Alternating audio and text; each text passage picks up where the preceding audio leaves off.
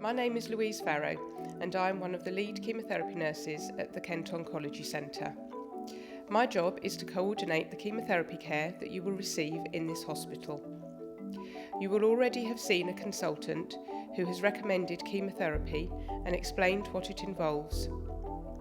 Understandably, you will have many questions about your treatment, so we've produced this film to provide an overview of chemotherapy. During the film, you will meet some of the staff who may well be involved in your care. They will tell you about chemotherapy and what to expect. You will hear important information about your treatment and what you will need to do. Before your treatment starts, you will have an appointment with a chemotherapy nurse who will give information on the drugs prescribed and the possible side effects and ask you to give your consent for treatment. The delivery of chemotherapy is a very common and safe procedure. However, you must be aware that chemotherapy makes patients more susceptible to infection. In very rare cases, life-threatening infections can develop and patients may become seriously unwell very quickly. It is vital that you let your doctor or chemotherapy nurse know if you become unwell or have a temperature during treatment. In this video, we aim to answer your questions and concerns, but never be afraid to talk to your chemotherapy nurse or consultant at any time if you need further advice.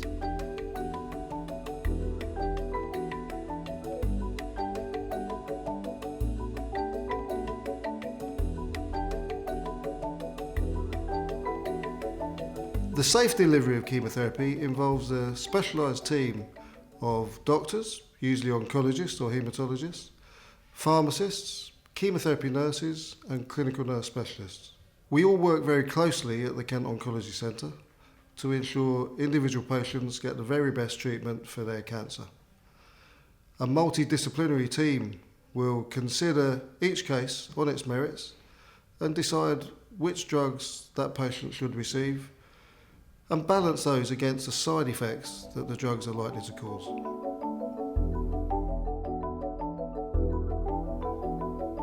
Chemotherapy is the use of medicines to treat cancer. Chemotherapy can be used alone, in combination with radiotherapy or surgery, and sometimes in combination with other biological drugs or targeted agents. Chemotherapy can be given intravenously or as an oral tablet or capsule.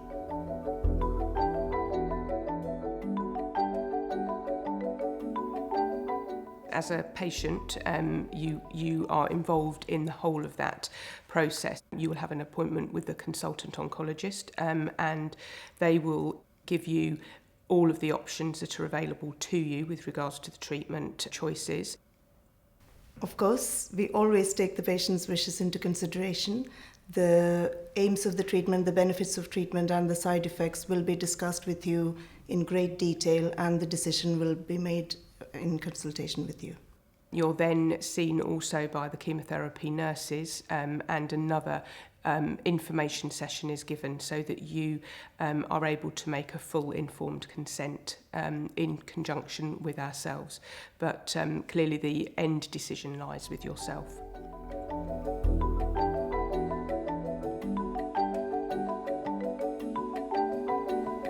Chemotherapy can be used for a variety of reasons.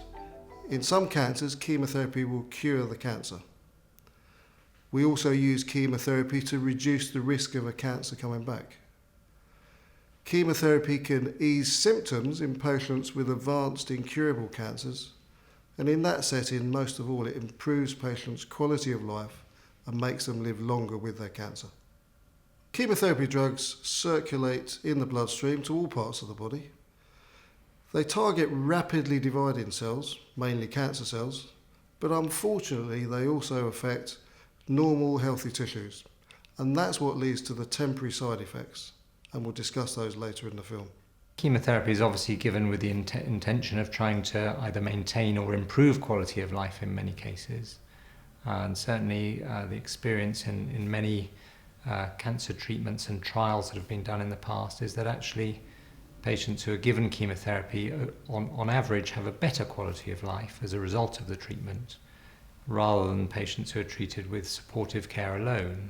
Although obviously there are downsides to chemotherapy with the possible side effects, overall our experience is that chemotherapy can certainly be beneficial, both in terms of controlling the cancer but also in terms of symptom control and quality of life.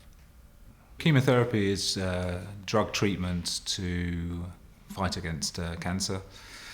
We use chemotherapy either to cure cancer or sometimes to reduce the burden of the cancer, which may then facilitate further treatments such as surgery or indeed radiotherapy. Chemotherapy can be used to palliate symptoms, to help people feel better. So although we're not able to cure the cancer, by going through a course of chemotherapy, patients will feel better with an improved quality of life.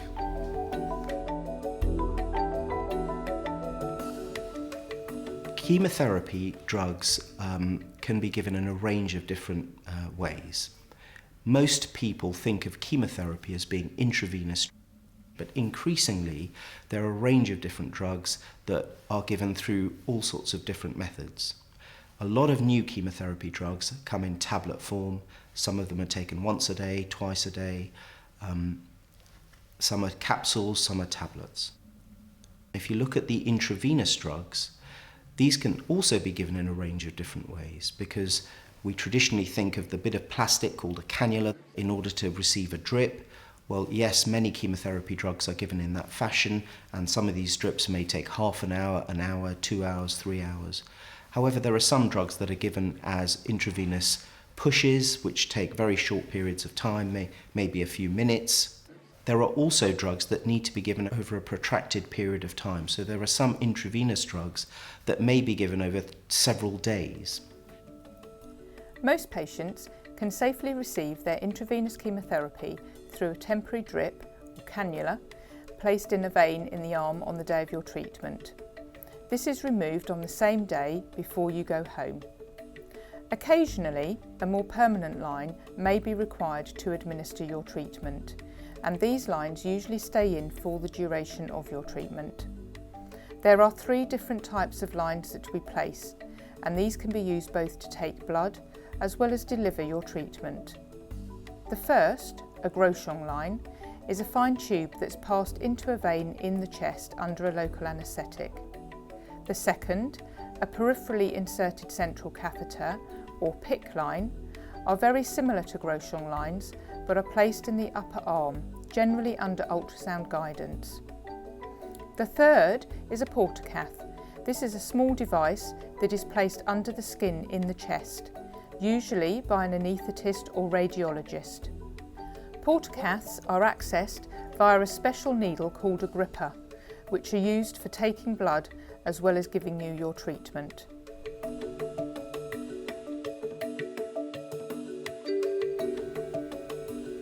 Every treatment's very different, but we give treatment in cycles. Typically that may be weekly or 3 weekly for 6 or 8 or possibly even 12 cycles, but occasionally we do give chemotherapy indefinitely. We will monitor you closely through clinics, so you'll be coming to see your consultant for some clinic consultations, and you may also come to see a specialist nurse in clinic. We will monitor you by assessing side effects and helping you with those, and we'll also monitor you by regular blood tests.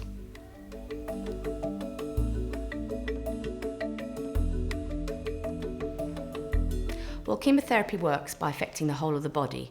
Chemotherapy enters your body either through the tablets that you've taken or intravenously, and it works by attacking all rapidly dividing cells. Now, most of these cells are your cancer cells, but some are your normal cells, and that gives rise to the side effects of chemotherapy. Most of these are short-term and reversible, but some can be longer lasting and more permanent and come on later on after the chemotherapy is finished. Different drugs give different side effects, and different people react in different ways. It is important, however, that you tell the nurse or the doctor the different side effects that affect you, and we can therefore make changes to try and help you through your treatment.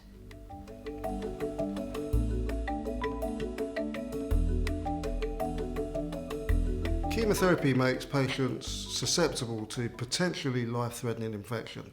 We call this neutropenic sepsis. Chemotherapy reduces the numbers of normal circulating white blood cells, so it makes patients more susceptible to infection.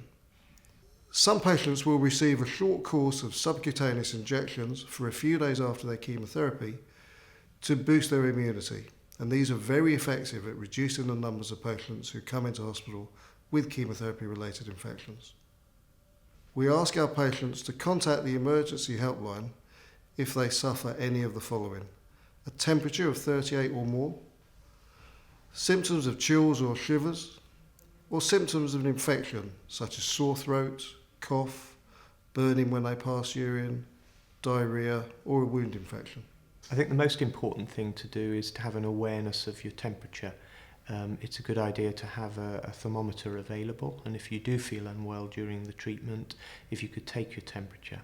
If the temperature is raised to 38 degrees or higher, we would want you to phone the emergency helpline, and the chemotherapy nurse will direct you up to the nearest accident and emergency department, where you would have your blood count checked, your temperature checked, and if necessary you would require immediate intravenous antibiotics. It is a bit scary, yes. Fortunately this doesn't happen very often, but it is very important to know what action to take, because if the infection is not adequately treated, it is possible that you could become seriously ill.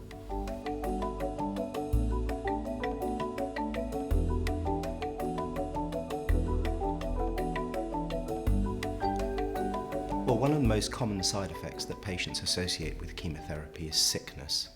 And as doctors, we think of nausea, which is the feeling of sickness, or actual vomiting itself. We have a lot of new anti-sickness medication that we're able to give routinely to patients who are having chemotherapy. So it's fair to say that nausea and vomiting are side effects that are very well controlled with modern chemotherapy schedules.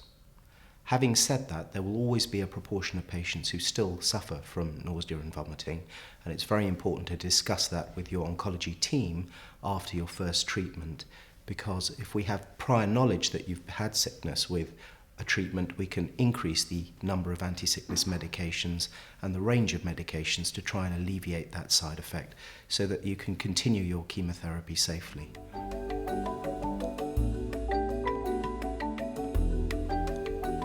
A lot of chemotherapy drugs will cause some degree of bowel disturbance. It's very common to get constipated for a few days after chemotherapy, and that's usually a side effect of one of the common anti-sickness medications that's given at the time of the chemotherapy treatment. That can last a few days, and then it resolves of its own accord. Some patients feel the need to take laxatives for a few days to help support them through that particular problem. Some chemotherapy drugs can cause diarrhea, and although diarrhea can occur, if you look at the drugs that cause diarrhea, not everyone who has the chemotherapy will get that particular side effect. A proportion will, however, and it's important that that's managed appropriately. It's very important that if you get severe diarrhea that you make contact with your chemotherapy team as an urgent issue, particularly if it's not controlled. The diarrhea can be very well managed. There are medicines that can help control it, and sometimes we have to lower the dose of chemotherapy by a modest amount.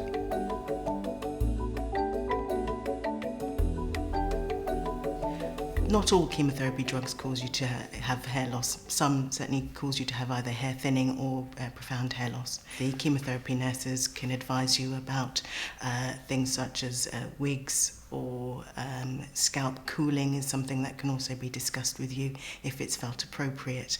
And we can provide you with scarves, wigs and other measures to help with the hair loss.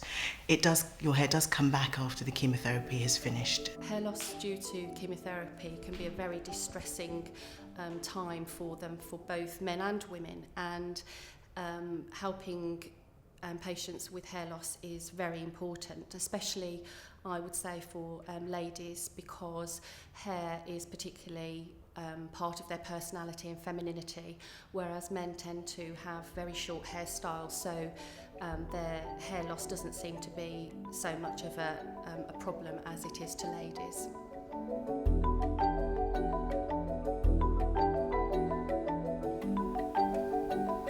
So some chemotherapy agents cause you to develop a rash. If you notice a rash, we'd ask you to contact the medical team looking after you, as we can provide creams and we may have to adjust the medication accordingly. Some agents cause soreness in the hands and the feet that may interfere with fine movements and cause problems with walking. It affects the soles of the feet. Again, if you let the medical team, the chemotherapy nurses know, then there are creams and agents that we can use. Surprisingly, most people find that they do get through the treatment well because they're supported by the nursing staff and the other team members, and there's plenty of other support for you to utilise. We have to let you know all the side effects occur so that you know what to do when you get them, but most people do get through the treatment without suffering unduly.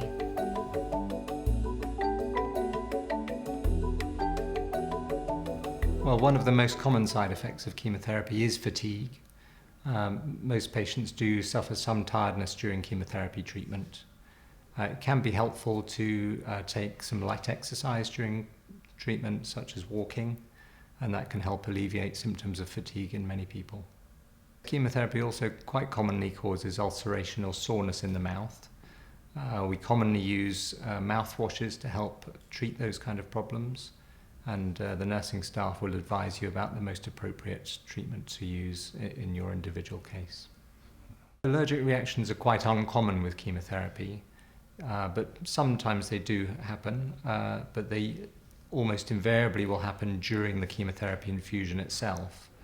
And obviously the nursing staff are very well experienced with dealing with these kind of problems. This very rarely causes any long-term harm.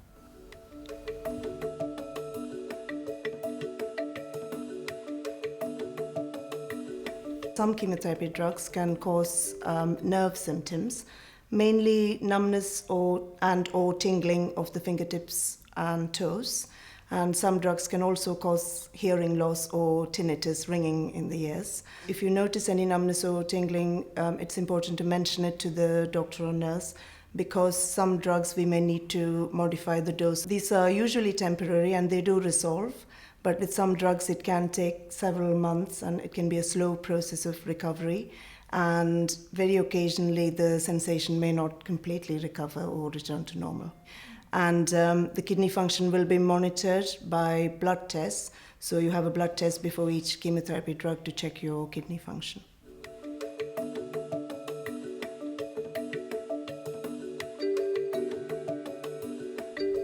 Sometimes chemotherapy leaks from outside of the vein, and this can cause damage to the tissue surrounding that vein. So it's very important you let the nurse know straight away if you feel any pain during the administration of your chemotherapy, as we can take measures to help reduce any damage and pain.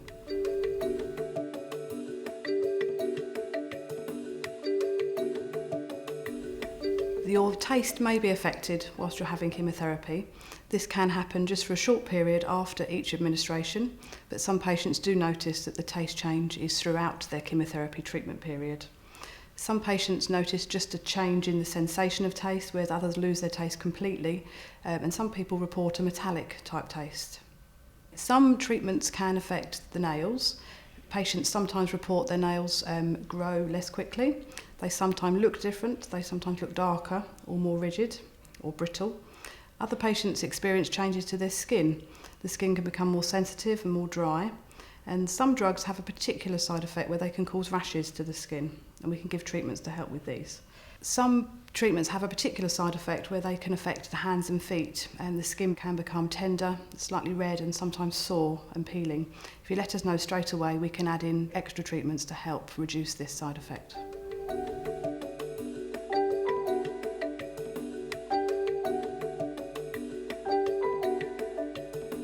Some patients are given steroid tablets to take before they commence their treatment, and this is to help reduce the possibility of a reaction whilst having the chemotherapy. And most patients are given some steroid tablets to take in the days after treatment, and these are mainly used to control nausea. So steroid tablets are used as part of chemotherapy itself, as part of the regime. They can also be used as an anti-sickness medication and may be given as part of the anti-sickness protocol before and during the chemotherapy.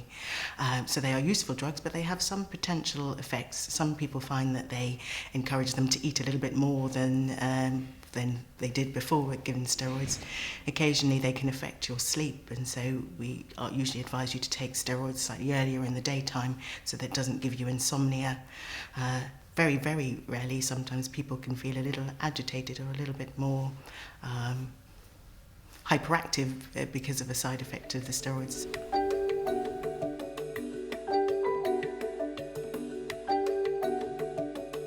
Some chemotherapy can cause muscular aches and pains and flu-like symptoms, which can develop during or after the chemotherapy and can last for several days. And simple analgesia such as anti-inflammatory drugs or other painkillers can help this.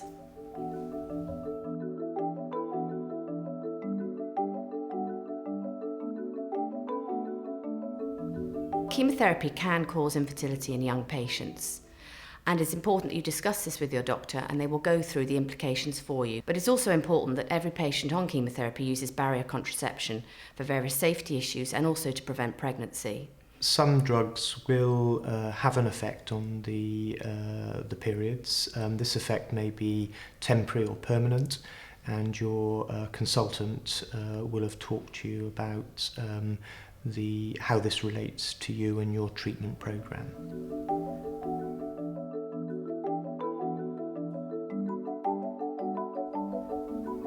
We know that patients who have cancer and also patients who have had surgery are more prone to blood clots. This includes blood clots in the legs, which we call deep venous thrombosis, and dispersion of the blood clots to the lungs, which we call pulmonary emboli. These are also slightly more common in patients who are receiving drug therapy, chemotherapy and other agents for their cancer. Some chemotherapy agents may have an effect on the heart. The effect on the heart may be a little weakening of the heart muscle, and your doctor will have talked to you about the ways that we monitor that during your treatment.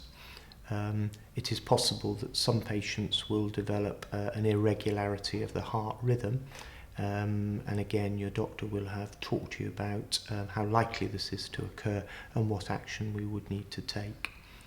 Essentially, we would want you to report anything that you notice in terms of an irregularity of your heart rhythm, or indeed things like a reduction in your exercise tolerance, chest pain or shortness of breath.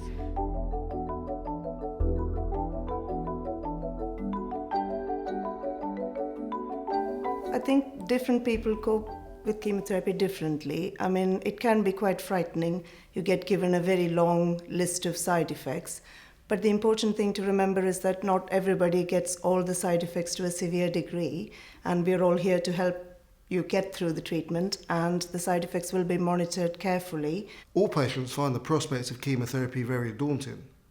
However, in my experience, most of them find that whilst it's not been an enjoyable experience, it's never quite as unpleasant as they expect. One of the difficulties is predicting which patients suffer which side effects, and we reassure them that no patient suffers all the side effects we describe, but the range of side effects that an individual patient experiences is very unpredictable. But for the majority, they're manageable. There's quite a few local support groups within the hospital, and there's breast, there's prostate, so there's different support groups. So what we can do, if we can actually signpost people to those support groups.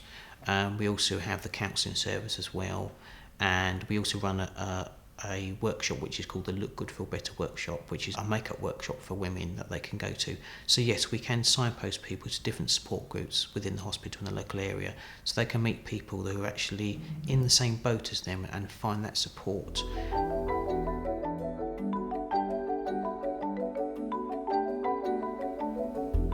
Clinical trials are the only real way to evaluate how good procedures, medical devices are in humans. And for that reason, some of the treatments that we offer here will be given as part of a clinical trial. So you may be approached to be part of a clinical trial, but it's always important to ask your clinician, your doctor, your nurses looking after you, whether there may be a trial that's suitable for you as well. Clinical trials are very important for us to find better and new treatments. They're also important to look at cost benefit, risks associated with treatments, the potential side effects associated with treatments, and ultimately to find better treatments to cure the disease. When patients think about clinical trials, some patients may have a concept that they're being guinea pigs, some drugs are being tried on them, and that's not the case.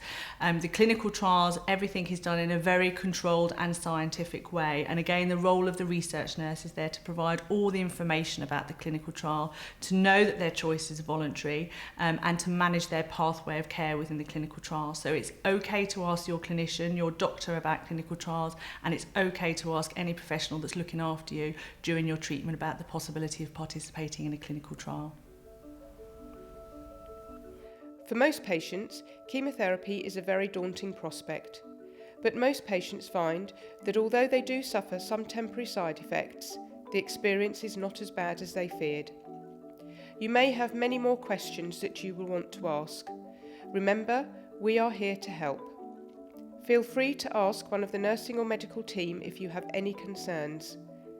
Further information is available on the Kent Oncology Centre website.